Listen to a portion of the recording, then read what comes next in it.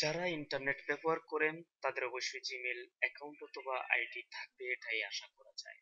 প্রতিদিন আমরা ইন্টারনেটে অনেক কিছু সার্চ করি পড়ি, কিন্তু আমরা সবাই কি জানি যা কিছুই আমরা সার্চ করি না কেন তার ইতিহাস কিন্তু থেকে যায়। চাইলে অন্য কেউ দেখতে পারবে আমরা কখন কি সার্চ করছি, ভালো দেখলাম না খারাপ কিছু দেখলাম। আজ আমরা দেখবো যা কিছু আমরা সার্চ করি তা কোথায় থাকে। তো প্রথমে আমরা এই ব্রাউজারটি ওপেন করব। ব্রাউজার ওপেন করার পরে এখানে লিখবো M Y my activity dot Google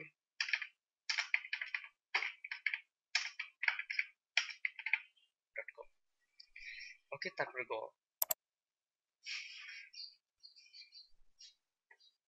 তারপর সাইন ইন করবো। ডিএল অ্যানাদার সাইন ইন এটা করবো। ডিএল টিউটোরিয়াল 7 নেক্সট পাসওয়ার্ড দিবেন। সাইন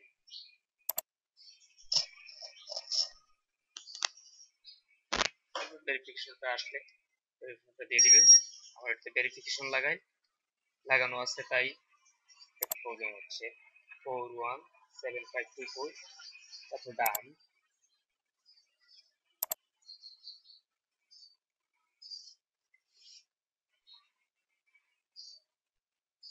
মাই অ্যাক্টিভিটিস এ চলে যাবে। এই হচ্ছে আমার মাই অ্যাক্টিভিটিস। এগুলা এই যে আমি যেগুলা দেখলাম এখানে হিস্টোরি আকারে থেকে যাবে পূর্ণাঙ্গ অনেক কিছু। যা দেখছেন আপনি সবকিছু এখানে হিস্টোরি আকারে থেকে যাবে, মোবাইলের কল হিস্টোরির মতো। তাহলে এগুলা এখন আমরা দেখবো এগুলা কিভাবে ডিলিট করা যায়। ডিলিট করার অপশনটি দেখবো। ডিলিট করতে হলে প্রথমে এখানে ক্লিক করতে হবে। এখানে ক্লিক করার পর ডিলিট অ্যাক্টিভিটি বাই এ ক্লিক করতে হবে। ক্লিক করার পর এখানে বাই এ টুডে ডিলিট বাই ডে, টুডের জায়গায় আমরা দেবো অল টাইম। অল টাইম তারপর এখানে দেবো আফটার নয় আফটার না, এখানে প্রোডাক্টস দেবো অল প্রোডাক্টস। তারপরে ডিলিট ক্লিক করব। ডিলিট শিওর করব। ডিলিটেড অ্যাক্টিভিটি আমরা চেক করে নেই এইগুলো ডিলিট হলো কিনা। আবার দেখি my activities dot Google dot com নাই, এখানে নাই। Thank you for